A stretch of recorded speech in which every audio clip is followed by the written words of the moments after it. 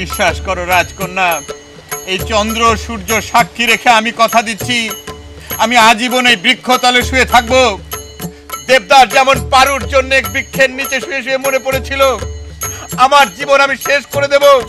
তবু আমি তোমাকে একটা কথাই বলে যাব, আমি তোমাকে ভালোবাসি রাজকন্যা, তুমি আমাকে ছেড়ে যেও না। এই বৃক্ষতল হবে আমার শেষ ঠিকানা, সেখানে আমার লাশ মরে পচে গলে যাবে, তবু আমি তোমাকে ছাড়া বাঁচবো না। আরে রুকসানা, তুমি কখন এলে? কেমন আছো তুমি? বসো, তুমি আগে আসবে আমাকে বলবে না? কেন আগে আসলে কি হইতো? না মানে তোমার এমনি আর কি বললাম। তাহলে লাভ হইলো কি? না লাভ ঠিকই বলেছো, কি আর লাভ হলো? তারপরে আমি যদি জানতে পারতাম যে তুমি এখানে আসবে তাহলে পরে আমার ভালো লাগতো, তাই না? আপনি তো সাফাবাস, খালি সাফা মারেন। আমি আইলিকার ভালো লাগে, এখন তো আপনি বিদেশি নায়িকার লয়ে ব্যস্ত আছেন, তার লয়ে মজে আছেন। হ্যাঁ, তা তো একটু মজা থাকতেই হয়। একটা বার শুধু তুমি চিন্তা করে দেখো রুকসানা, তারা আমাকে কত ভালোবাসে।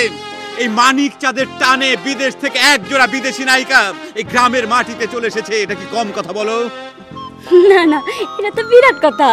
তাহলেই বোঝো তারা আমাকে কত ভালোবাসে। আর তোমরা, আমি তোমাদেরকে ভালোবাসি কিন্তু তোমরা আমাকে ভালোবাসো না, কোনো মূল্য দাও না।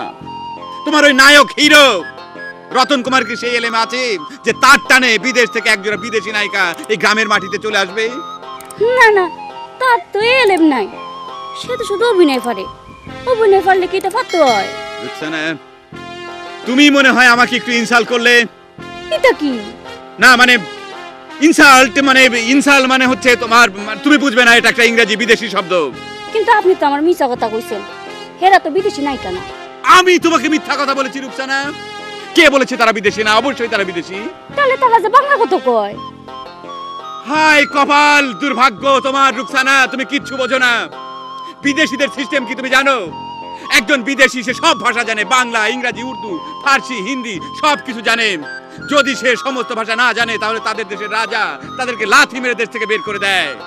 আপনি কি তাগরটা দল বানাবেন নাকি? হ্যাঁ, করতেও পারি আবার নাও পারি, কারণ এই বিদেশি দুইজন নায়িকা এই বাংলার মাটিতে গ্রামের অন্ধকারে পড়ে থাকবে কিনা তা তো আমি জানি না। কিন্তু আমি এই মানিক চাঁদ, এই গ্রামের ছেলে, গ্রামের টানে, গ্রামের ভালোবাসায়, যাত্রার টানে এই গ্রামে পড়ে আছি। তা অবশ্য ঠিক, আমরা আছি না। তুমি কোনো চিন্তা করো না রুকসানা, আমি তোমাকে ছাড়া কাউকে নায়িকা হিসেবে নেব না, কারণ তুমি হচ্ছে আমার জুটি। জুটি? জুটি? আপনার লাগে আমার কি জুটি?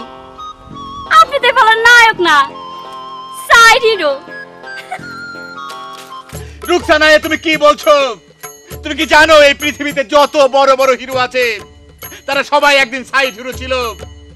তারপর তারা কাজের ছেলে থেকে শুরু করে থালা বাসন মাজতে মাজতে রাজ সিংহাসনে বসেছে। রুকসানা, আবার তুমি আমাকে ইনসাল্ট করে চলে গেলে। রাজকন্যা।